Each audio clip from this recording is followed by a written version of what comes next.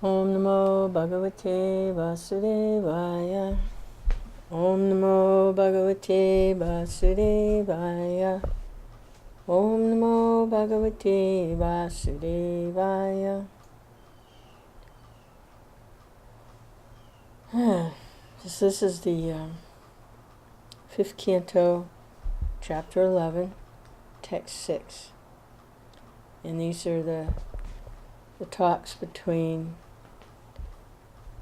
Jagbarat and Maharaj Rahugana. Maharaj Rahugana is surrendering and submissively hearing from self-realized soul Jagbarat.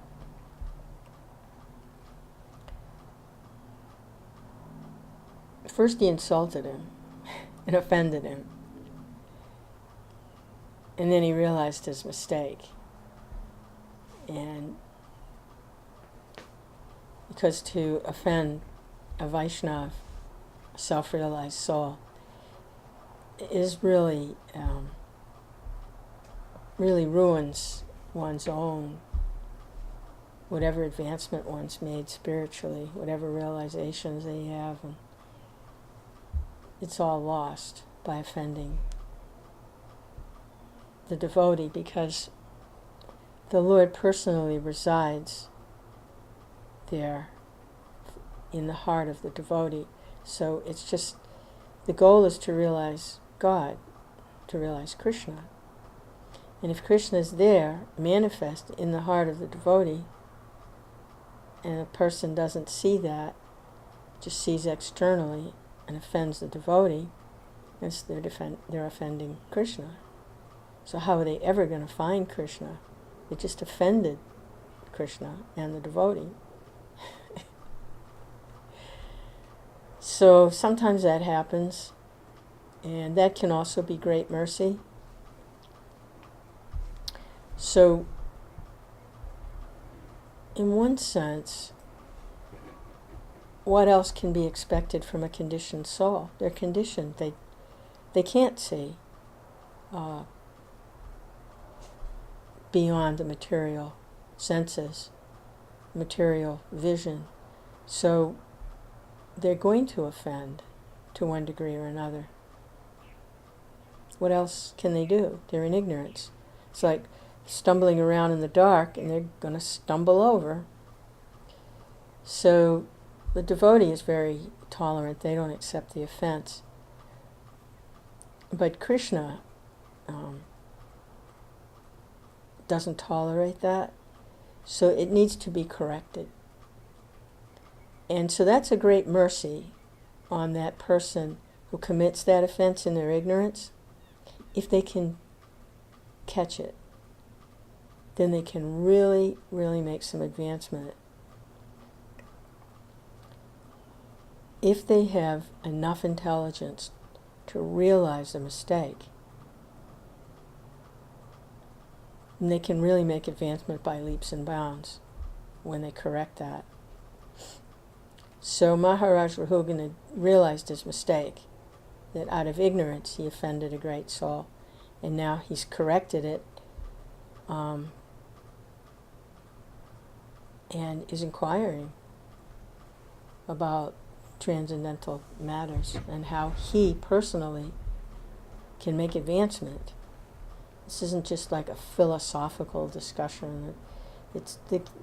Rahugana really wants to make some advancement, and he sees an opportunity here. So,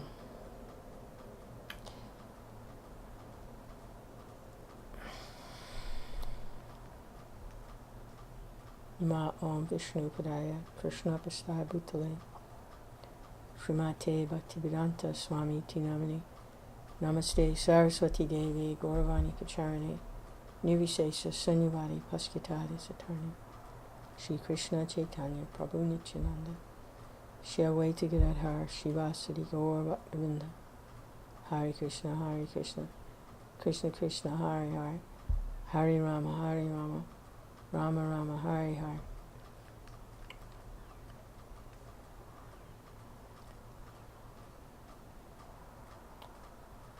Just a brief word, is that Krishna consciousness is open to everyone by the mercy of Lord Chaitanya. Simply by hearing from the pure devotee, anyone, no matter how they're situated in society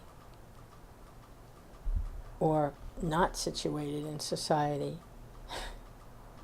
there's no material qualifications for being able to take advantage of the messages of Godhead as they're coming from pure devotees. Now, for the smooth managing of society, there are some structures that Krishna has arranged should be in place. That's for the smooth running of society, so society isn't in chaos and everything an emergency and panic all the time. I mean, it's a very disturbing atmosphere. So it should be smooth running, and people should have what they need materially and not so stressed out that they're just frantic in the struggle to exist. That's not a good environment for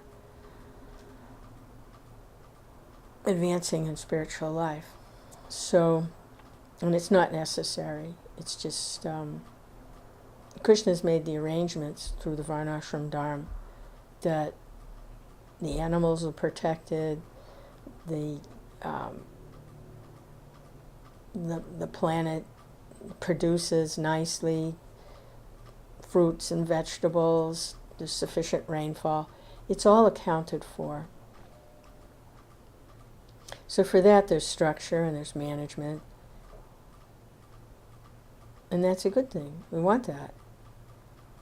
We don't want pollution and thieves stealing everything and people fighting and killing each other unnecessarily. We don't want that kind of an environment to live in. We want nice, clean, fresh air, fruits and vegetables. We don't want to work 70 hours a week just to put food on the table and pay for a place to live. We don't want that. A few hours a day at work. And the rest of the time you have free to spend on deeper thoughts, meditation,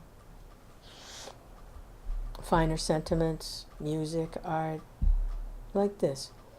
So, but ultimately, with or without that good structure, with or without a place in society,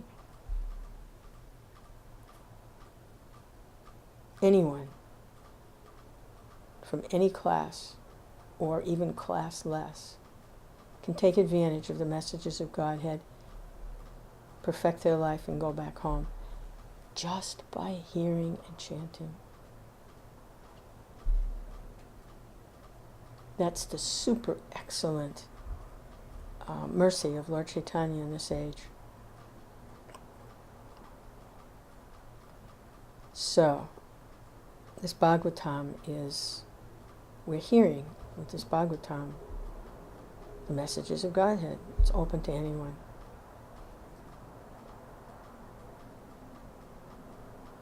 Such mercy. So, this is text 6. Jad Bharat speaking. The materialistic mind covering the living entity's soul carries it to different species of life. This is called continued material existence. Due to the mind, the living entity suffers or enjoys material distress and happiness. Being thus illusioned, the mind further creates pious and impious activities and their karma, and thus the soul becomes conditioned. We were reading about that earlier, hearing about that earlier, how birth and death means the change of the outer covering, the outer body, the gross body, the five senses, the earth, the air, the fire, the water, and the ether make up the gross body, and the gross senses for engagement with their material objects. Eyes, nose, ears, and then the working senses, the legs, the hands, like that. That body at death is finished. But the mind is not. The mind, the intelligence, and the false sense of ego, the false ego, the ego that identifies with the material energy, subtle and gross. That mind is the same mind that living entity has been dragging that living being around the material creation since who knows when. Time immemorial, it's said. And it is the repository, the mind is the repository of the material desires. So the materialistic mind covering the living entity's soul carries it to different species of life. The living entity suffers or enjoys material distress, happiness. Being illusioned, the mind further creates pious and impious activities and a karma. So, by acting in illusion, more karma is created.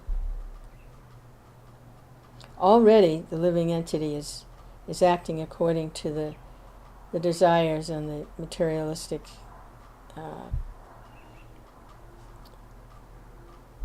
attachment that's there in the mind. The specific attachments are there in the mind. And while they're doing that, the mind is creating more pious and impious activities. It builds, and it can continue on and on. It's a perfect loop.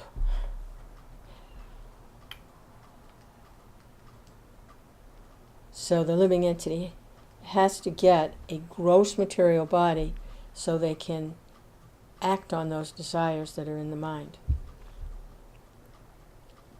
And when they've been acted out, that body is no longer needed, that karma has been acted out, but new karma has been developed while they were acting out because they're in ignorance. And they're acting on the material plane. So finishing one karma doesn't mean no more karma. Finishing one karma means now we go on to another karma.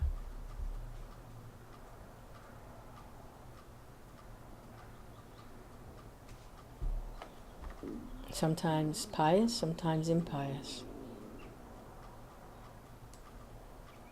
But based on the desire to try to control and enjoy and sensually experience the material nature without regard to one's spiritual nature as servant of Krishna, part and parcel of the Supreme, the complete whole. It's like a renegade, just going from one problem to another, one karmic situation to another, continually. Prabhupada's commentary. Mental activities under the influence of material nature cause happiness and distress within the material world.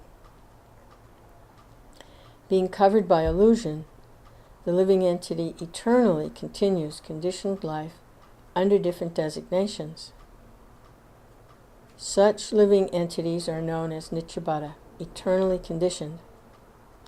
On the whole, the mind is the cause of conditioned life. Therefore, the entire yogic process is meant to control the mind and the senses.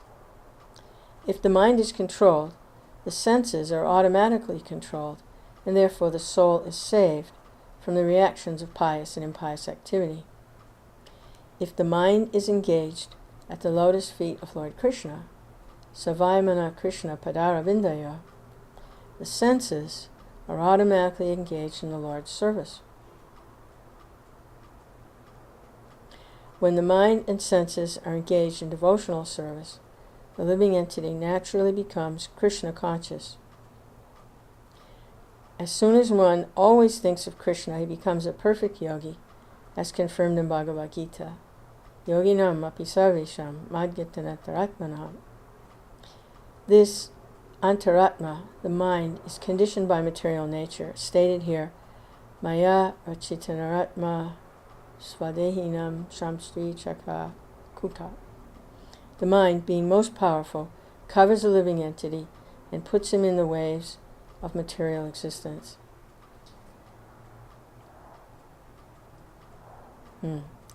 So that covering potency is Maya. That's the Maya. She covers the living entity and then kicks. So the mind, under the influence of Maya, is influenced by that covering potency of Maya. But there is a solution.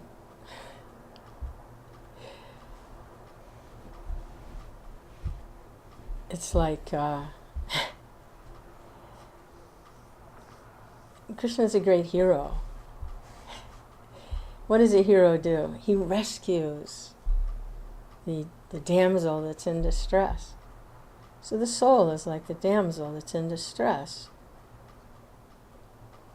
You know, the villain has the soul, has the damsel tied on the railroad tracks, and the train is coming, and the hero comes and rescues the soul so don't get hit by the train. So Krishna's like that. He's a great hero.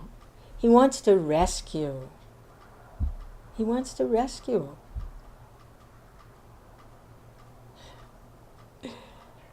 From the dangers, to rescue the soul. He wants to rescue the soul.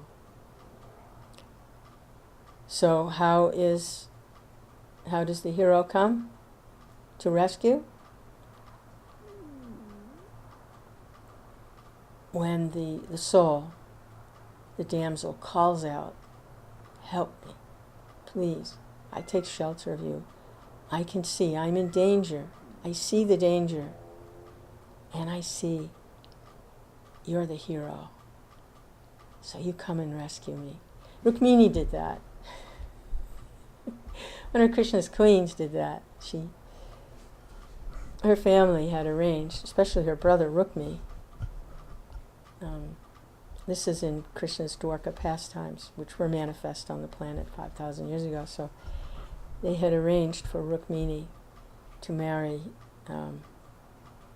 another from a royal family, it's a ruling class people, someone named Sishupal, who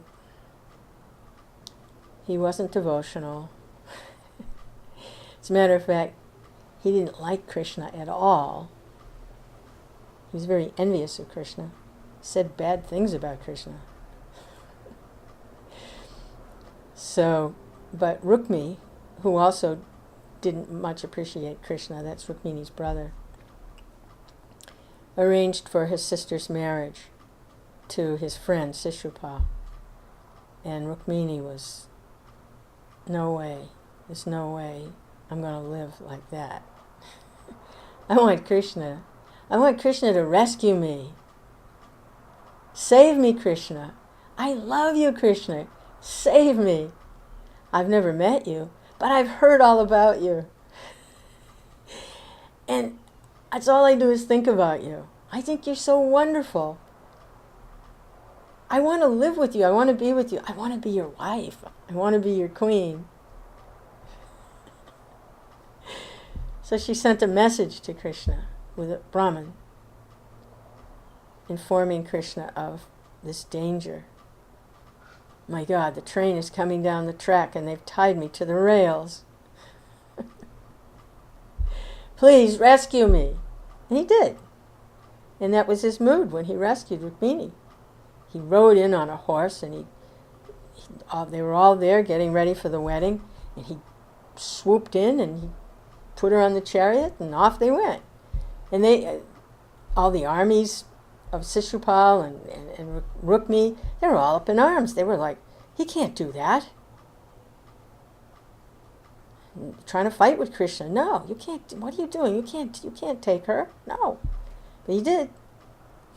He rescued her. So Krishna likes to do that. So when the soul realizes their danger,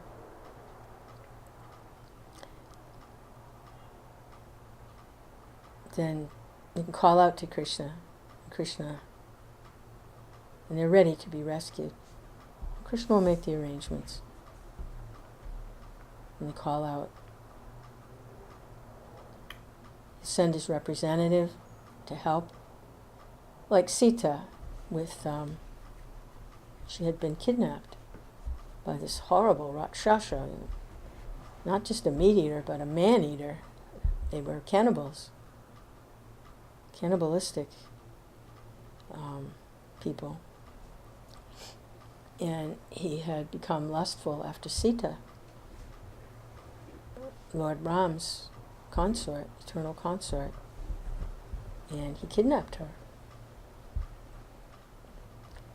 And so a very great servant of Lord Ramachandra, Hanuman, he managed to find where Sita was. Lord Ram didn't even know where she was. Hanuman, he had some mystic abilities. I believe he was the son of the demigod of the wind, and he had some special abilities. He could defy gravity in several different ways. He could lift very heavy things easily. And he also could fly through the air. He wasn't a bird. He had a monkey-like form, but he could fly through the air. And he also could change his appearance at will. Like, he could disguise himself by doing that. So in disguise, he found where Sita was, that she had been kidnapped by Ravan. And to assure her, he was the messenger, and to assure her that Lord Ram was going to rescue her, he had a ring, Lord Ram's ring, that Sita would recognize, so she could trust this messenger. He gave her that token, that ring, so then she knew, yes, I can trust this person. They're actually coming from my Lord. They're actually representing my Lord. I recognize him by this token. So, by this ornament, ring is an ornament. So, pure devotees have ornaments too. Their qualities are their ornaments. They have different ornaments. Their personal qualities. So, Lord Ram rescued Sita. So he likes this rescuing. He does it a lot. He rescues his devotee. There's Gajendra, the elephant, who was in the royal order before he became an elephant. He can't remember exactly what he did wrong. He did some small thing wrong, but it caused a reaction.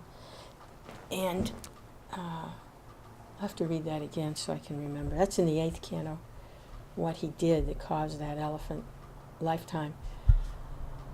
But when he was in danger, being attacked by a crocodile, he was in the water bathing, and the crocodile latched onto his leg and was killing him. He remembered from his previous life the personality of Godhead. He made some advancement in his previous life, and all that memory came back. And so he was in danger. He called out for Lord Hari. You know, elephants kind of make that Hari sound anyway. Hari! So he called out for Lord Hari. And the Lord came immediately, severed the crocodile's head from his body, and it just so happened that there was a great personality who had been condemned to be a crocodile and was benedicted that they would be killed by Krishna and liberated. So the Lord does a lot of things at once when he does things. So he liberated that personality who was stuck in the crocodile body, and he rescued he gave darshan and rescued that soul that had been stuck in the body of Gajendra, the elephant. So he likes to rescue. He wants to rescue us.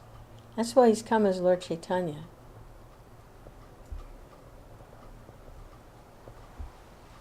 One of the reasons. You say deliver the fallen souls. It's not just some passive thing. You're going to deliver them like you're going to deliver a pizza. It's not like that. It's he wants to rescue the devotees. He wants to rescue the soul. So that's why he's speaking Bhagavad Gita. His activities are recorded in the Bhagavatam. And just by hearing, anyone can be rescued.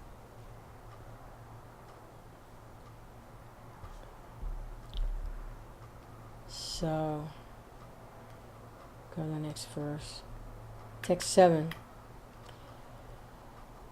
The mind makes the living entity within this material world wander through different species of life, and thus the living entity experiences mundane affairs in different forms as a human being, a demigod, a fat person, a skinny person, and so forth. Learned scholars say that bodily appearance, bondage, and liberation are caused by the mind.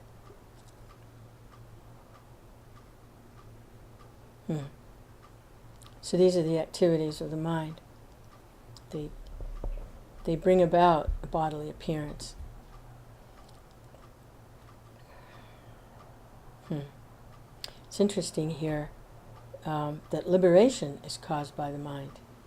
Of course, we've been reading in some previous verses that by mental speculation, which is activity of the mind, a person can reach a point where they can distinguish spirit from matter. They can't go beyond that, just on the power of the mind. But that is the highest realization that can be achieved simply using the mind. Liberation. And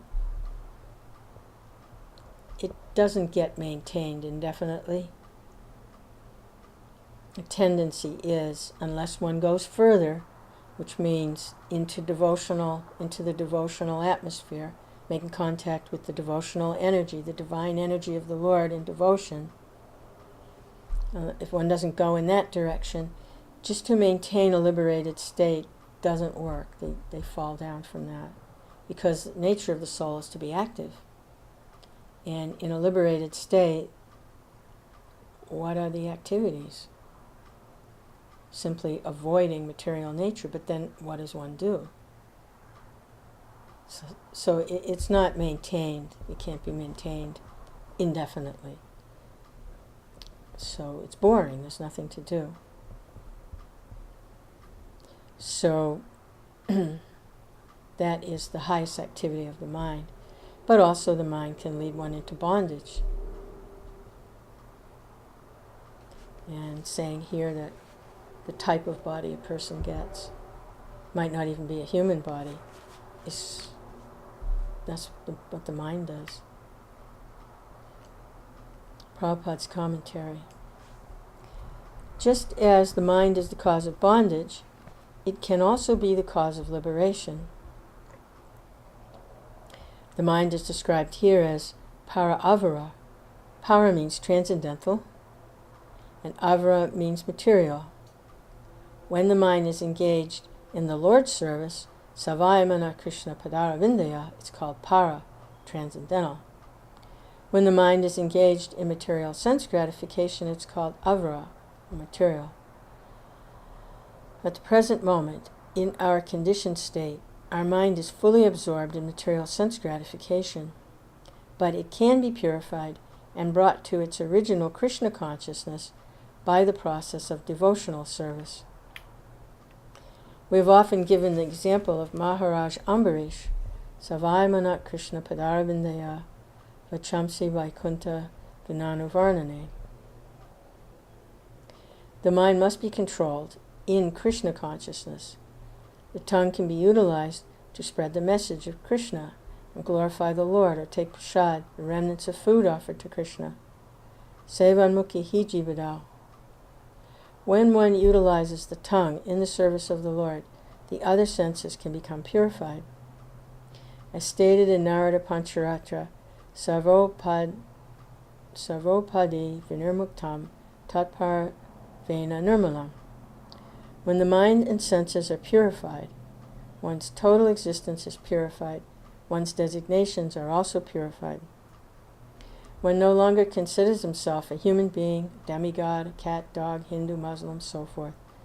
When the senses and mind are purified, and one is fully engaged in Krishna's service, one can be liberated and return home back to Godhead. Yeah, that's the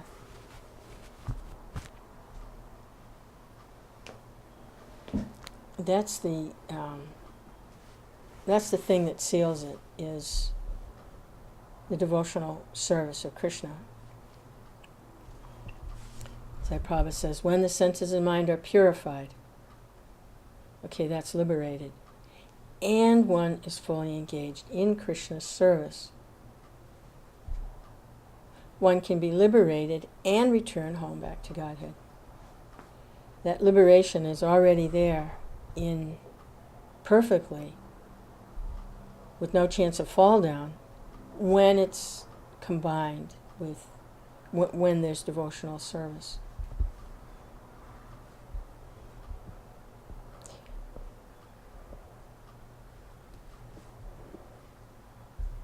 How important it is to engage the mind in Krishna consciousness. In practical service, using the mind to figure out how to do this for Krishna, how to do that for Krishna, because the mind is connected to the senses. So the process of deity worship is there by Krishna's arrangement. He incarnates as the deity so that the devotees can use their mind and their bodily senses in his service and become purified.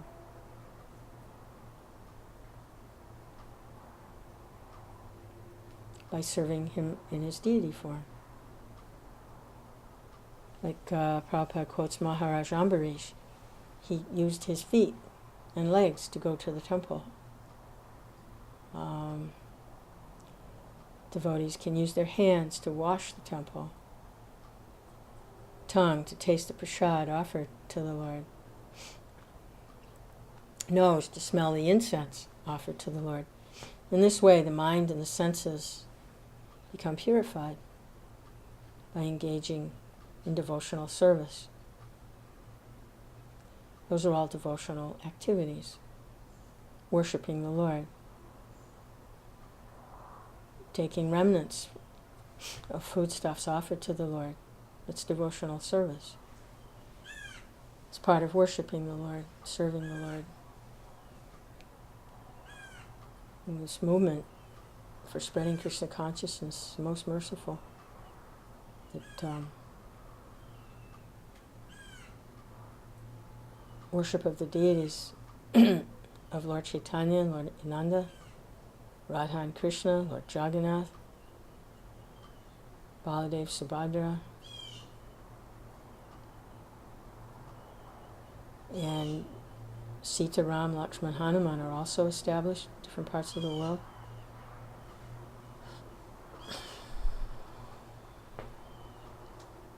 to engage people in devotional activities so the mind and the senses can become purified.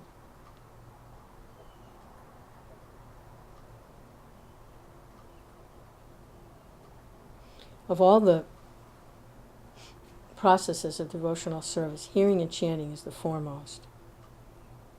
So if a person, all they can do is hear and chant, they're okay.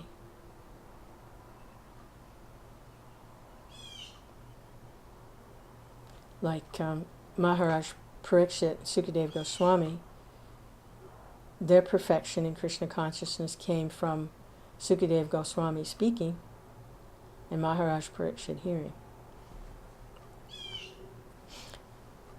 So there's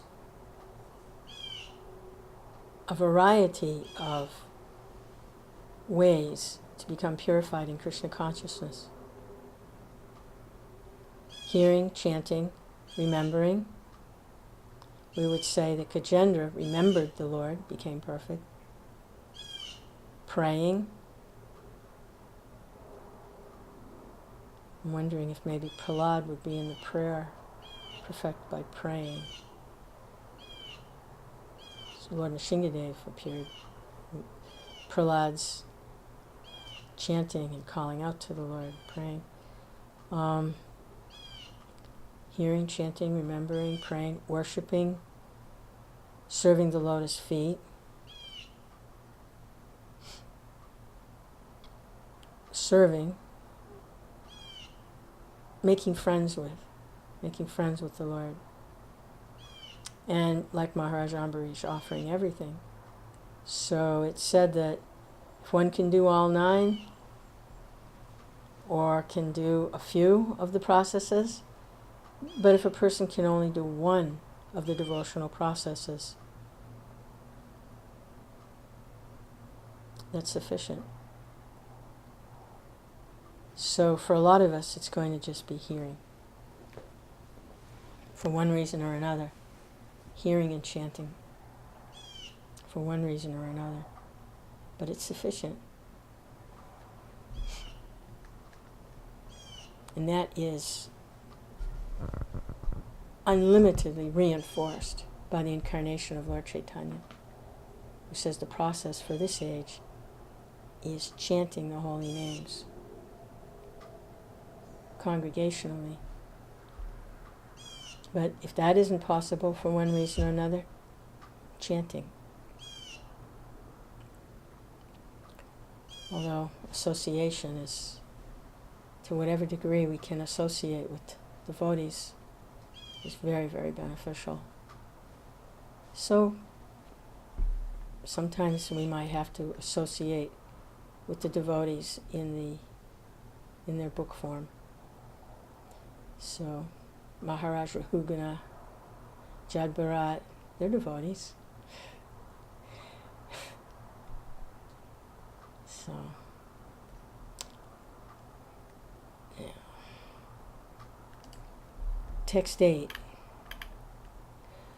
When the living entity's mind becomes absorbed in the sense gratification of the material world, it brings about his conditioned life and suffering within the material situation.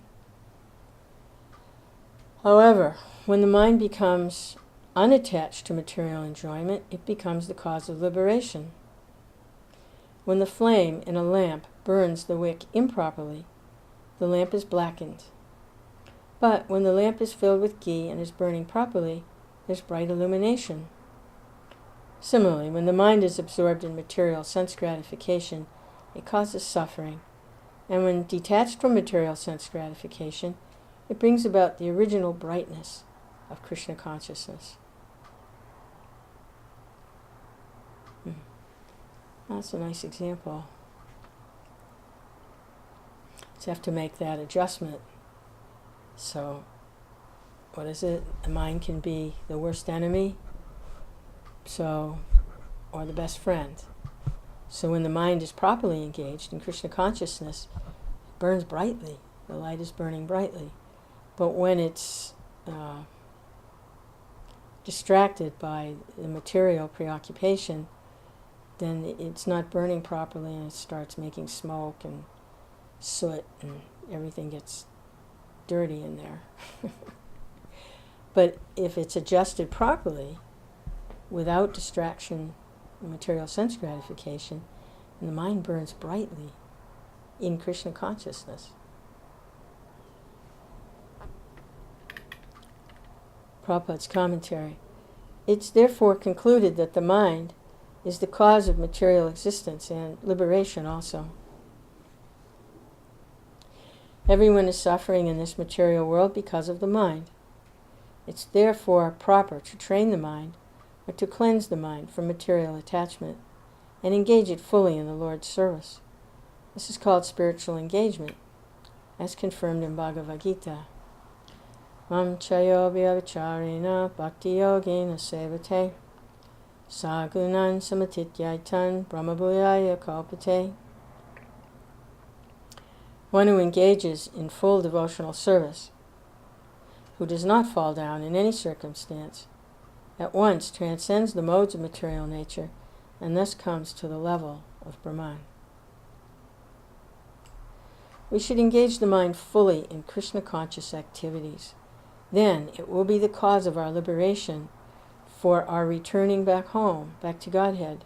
However, if we keep the mind engaged in material activities for sense gratification, it will cause continuous bondage, will make us remain in this material world in different bodies, suffering the consequences of our different actions. Yes, just got a little picture there of sometimes, I'm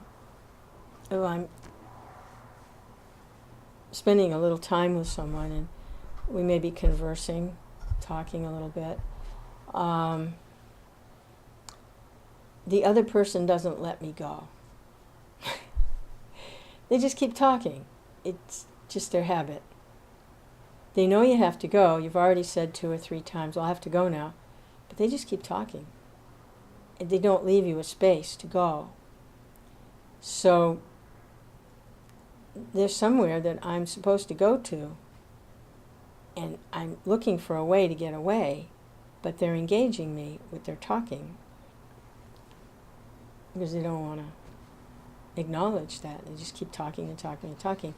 So the mind can be like that. You want to go to Krishna, but the mind keeps, well, what about this and what about that? And it's like that friend who won't let you go where you need to go. They want to keep you engaged in what they're preoccupied with. So the mind has a tendency to be preoccupied with the senses, sense activity. And it won't let you go to Krishna. You just have to break away. I know, there's no need to be polite anymore. Just, well, it's nice talking with you. See ya. See you again. Okay. Bye. Hare Krishna. And go and do what I need to do. So the mind can be like that. It just won't let you go. It just keeps chattering and keeps getting involved. And what about this? What about that? What about... Just go to Krishna. Don't listen. It's not a conversation worth getting into.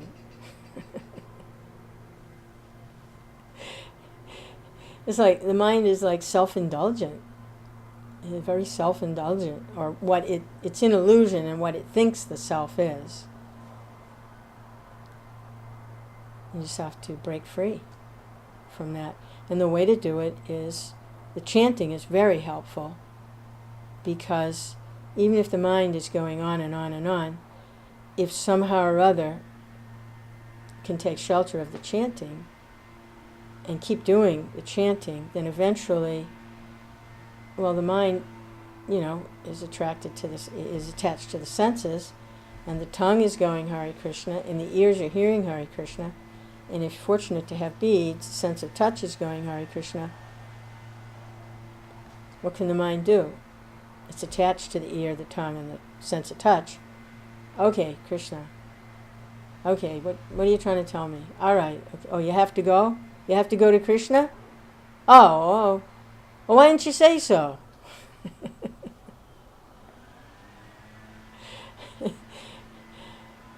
So maybe something like that sometimes. That talkative friend who just won't let you go. So chanting will help that. And the mind will have to surrender.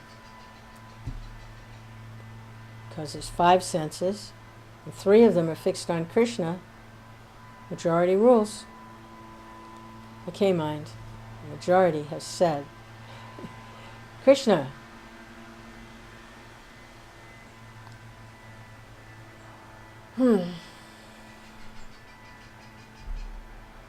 Great mercy of the holy name. Mantra. Mind, man, and tra. Control. Mantra. Control the mind. It's not artificial. It's not artificial. You know, mind control. It's not artificial. It's mind purification, mind cleansing, free from anxiety, free from stress, free from illusion and madness. That kind of controlling the mind.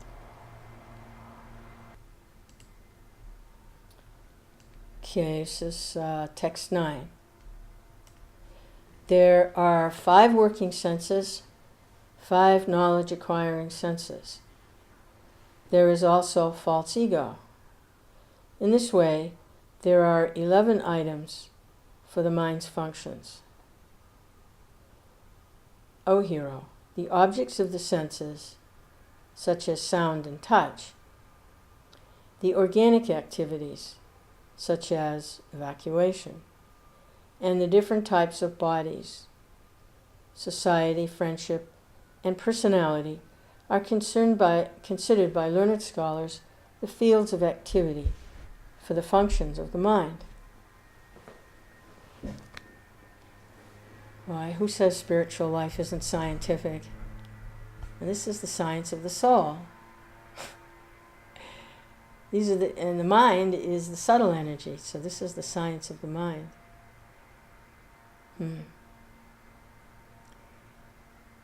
Yeah, these are the fields of activities for the functions of the mind. The mind can't go beyond that. The mind can't go beyond the 5 working senses, the 5 knowledge and acquiring senses, and the false ego. That's where the mind functions.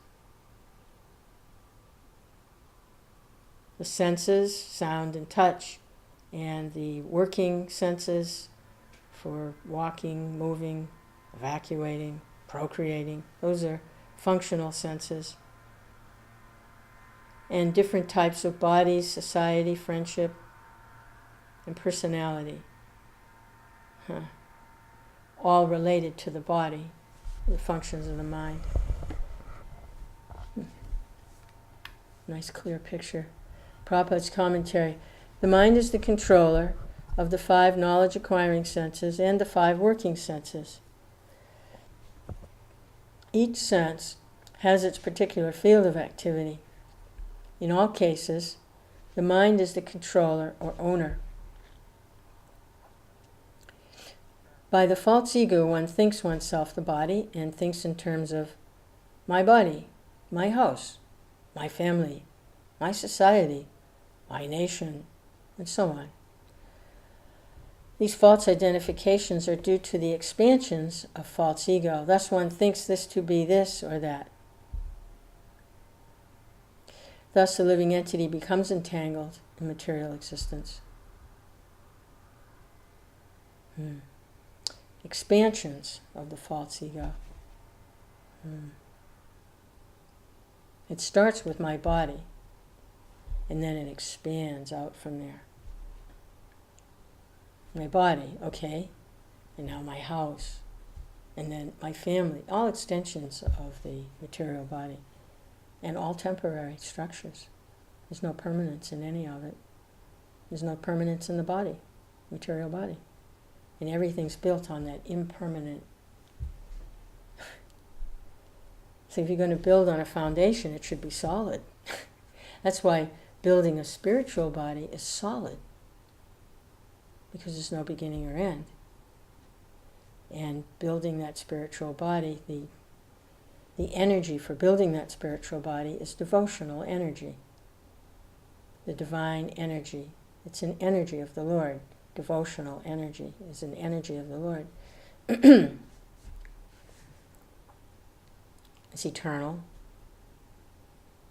So by engaging in devotional activities, then we begin to develop our devotional life, our devotional body.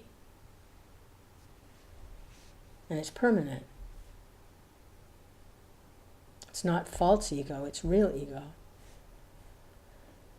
So the material world is a reflection of the spiritual reality, the eternal world. So we can understand, by looking at the reflection, we can understand somewhat about the actual reality.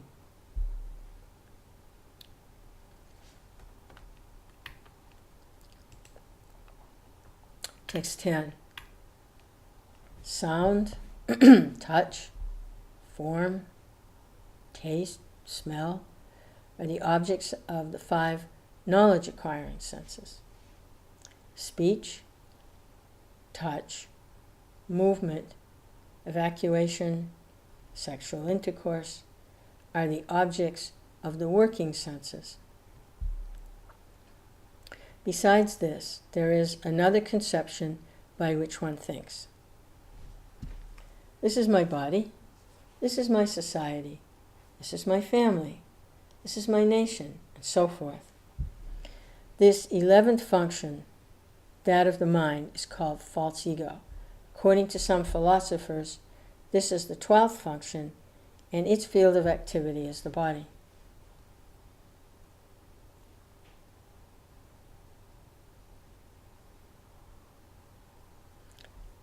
So, different ways to look at it.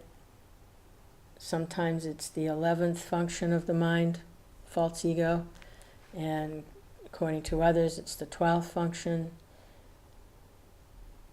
But it's the false ego, the false identification with material body, and that's coming from the mind. I think. Who was it that said, I think, therefore I am? He was right. I think I'm a dog, therefore I'm a dog. I think, therefore I am. He was perhaps trying to state something a little differently from that it's proof of my existence is because I'm conscious, and thinking is, he was thinking is the symptom of consciousness. So I think, therefore I am. But there's different ways to look at that. What I think I am is another way to look at that. Prabhupada's commentary, small couple sentences here. There are different objects for the 11 items. Through the nose we can smell, by the eyes we can see, by the ears we can hear, and in this way we gather knowledge. Similarly, there are karmendriyas, working senses, hands, legs, genitals, rectum, mouth, and so forth. When the false ego expands, it makes one think, this is my body, family, society, country, etc. Okay, so it starts with the body, the working senses, knowledge-acquiring senses, and then it expands out.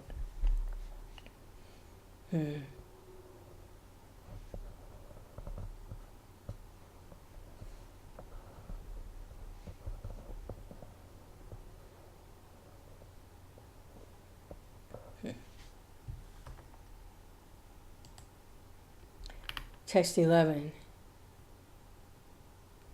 The physical elements, nature, the original cause culture, destiny, and the time element are all material causes. Agitated by these material causes, the 11 functions transform into hundreds of functions, and then into thousands, and then into millions. But all these transformations do not take place automatically by mutual combination. Rather, they are under the direction of the Supreme Personality of Godhead.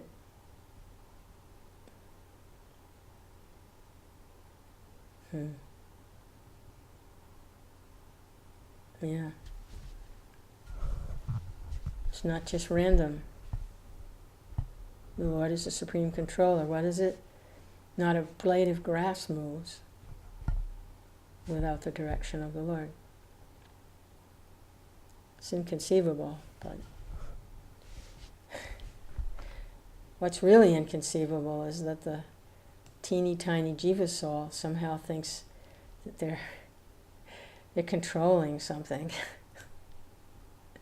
And just see the stature of the actual controller, the Lord.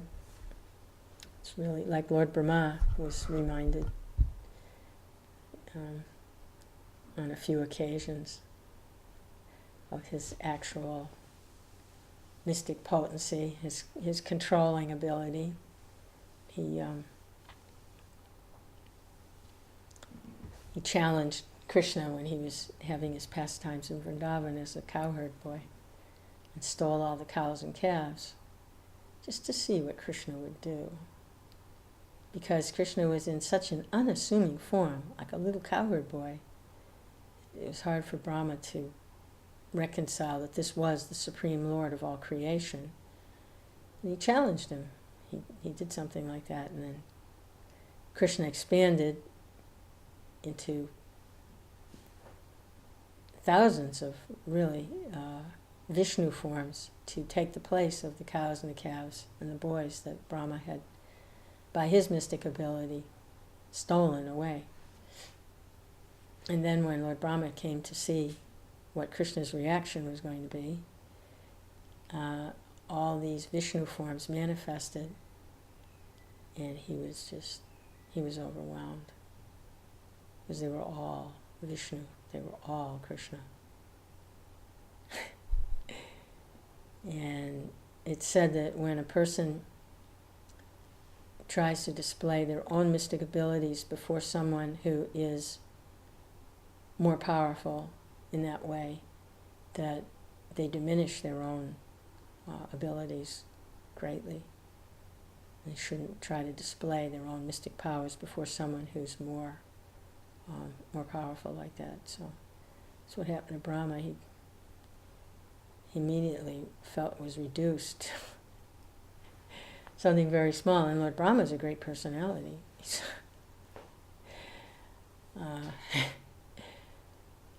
So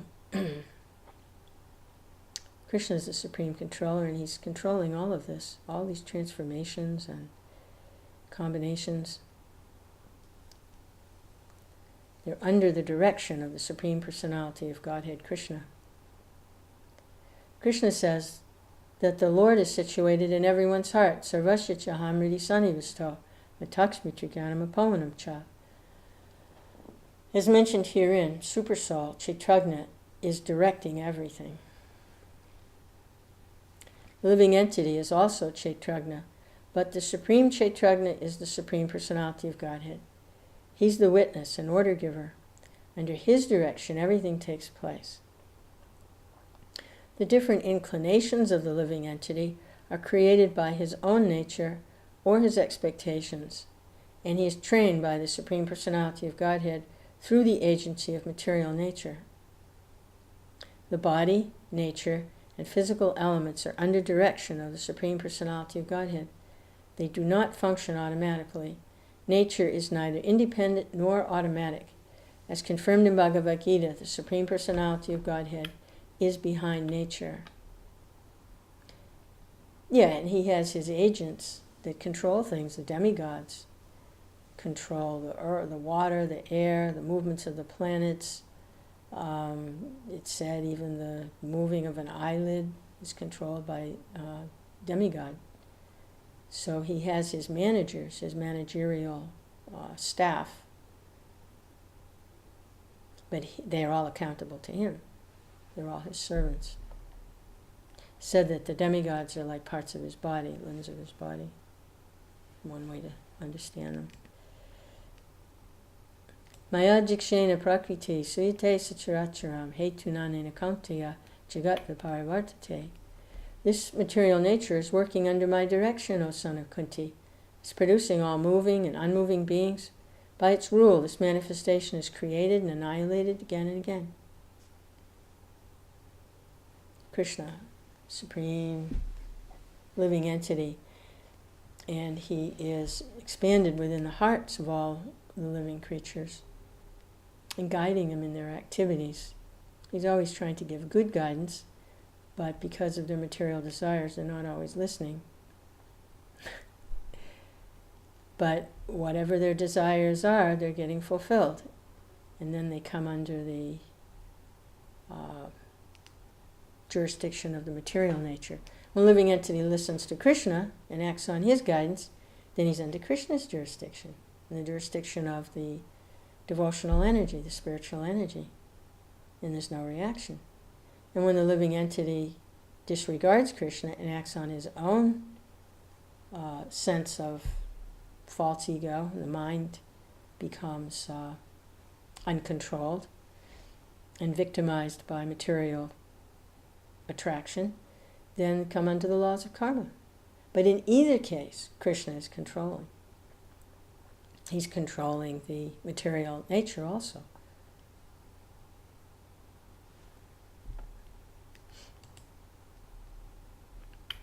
So people talk about freedom, they want to be free. What freedom? There's no freedom. The only freedom is to choose, do I follow Krishna's instructions and his directions, engage devotional service, or do I have some other idea of what I think I'll find some happiness and some self-satisfaction and go off on my own and deal with karma. That's the only freedom, is that freedom of choice. Yeah, that's the real freedom. Freedom to choose Krishna or not choose Krishna.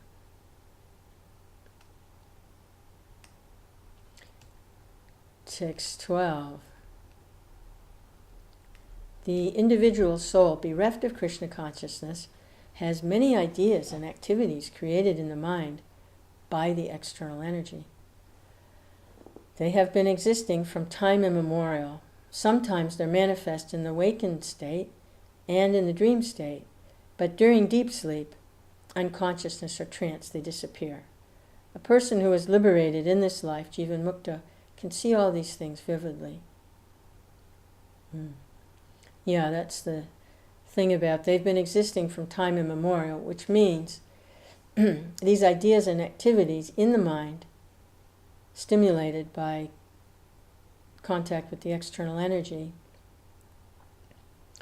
have been with the living entity since time immemorial.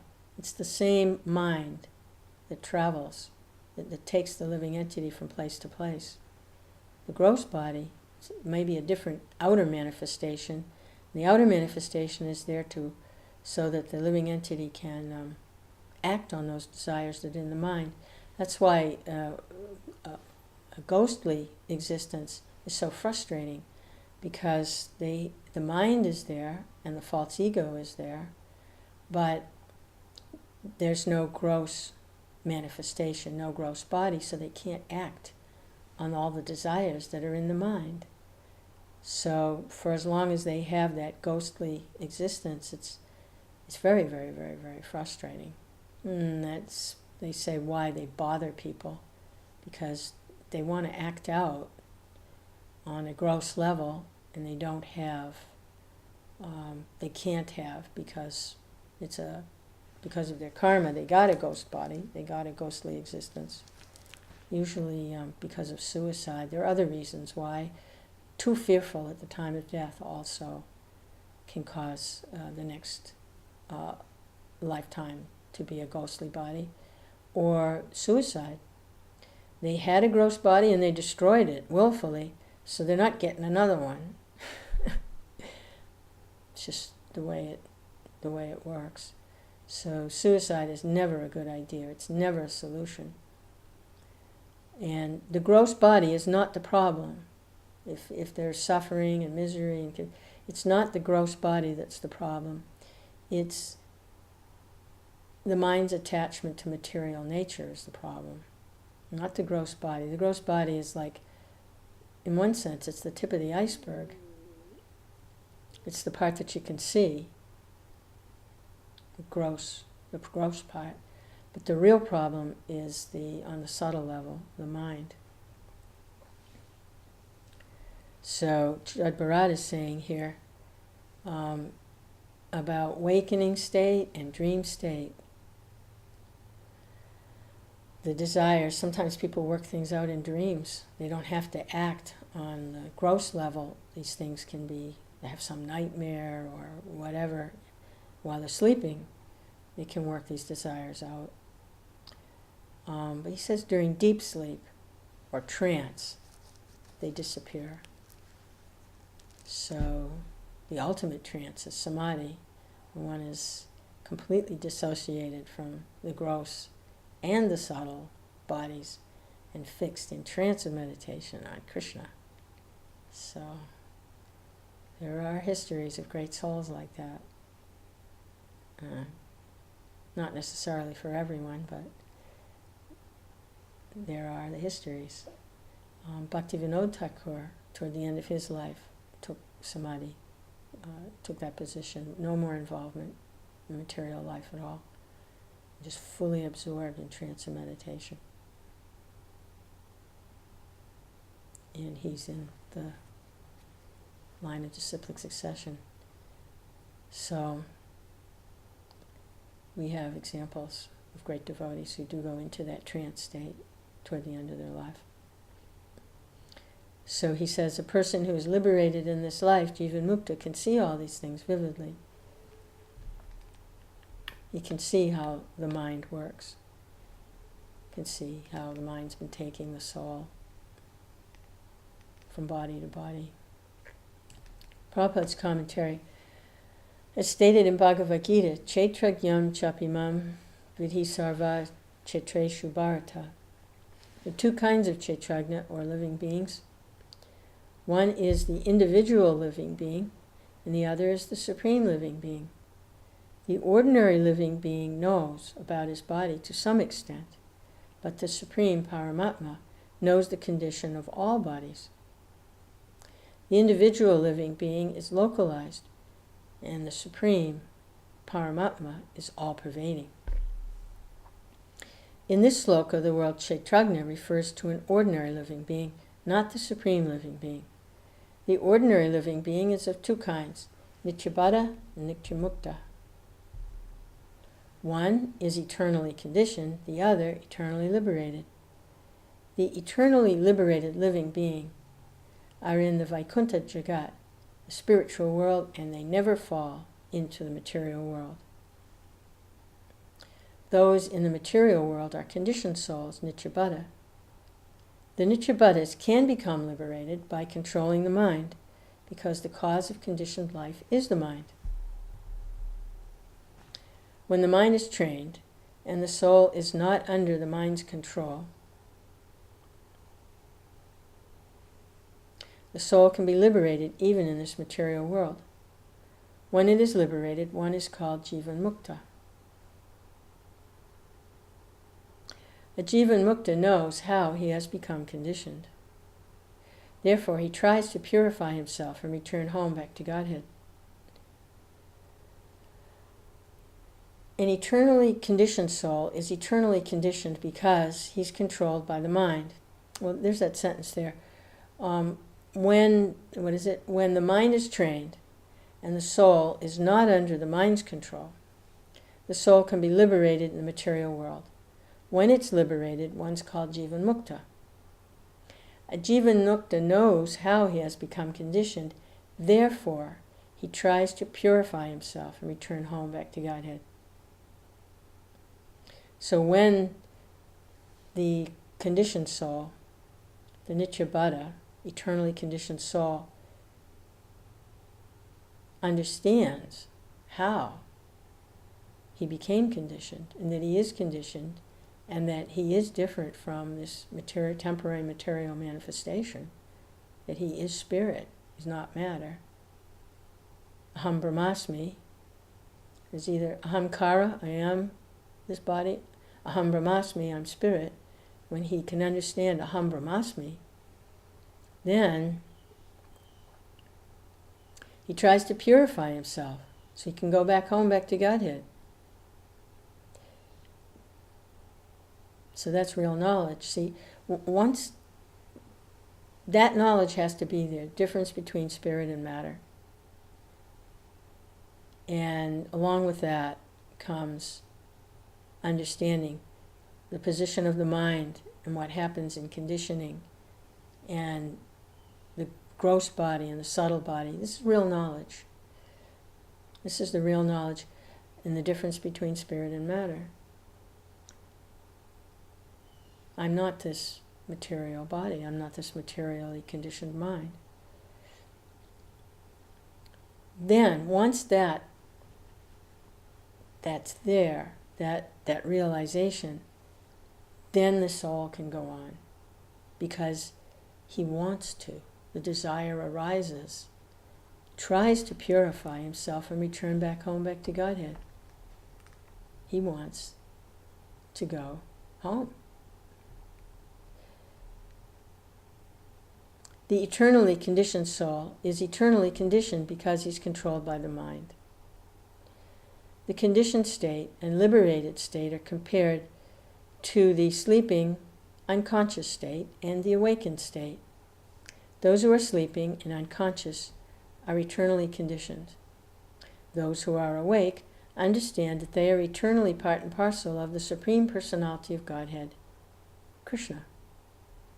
Therefore, even in this material world, they engage in Krishna's service. As confirmed by Srila Rupa Goswami, Iha yasya harer dasye. If one takes to Krishna's service, he's liberated, even though he appears to be a conditioned soul within the material world. Jivan mukta sa uchate. In any condition, one is to be considered liberated if his only business is to serve Krishna.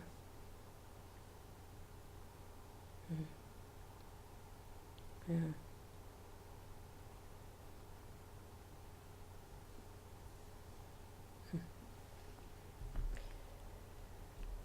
Hare Krishna.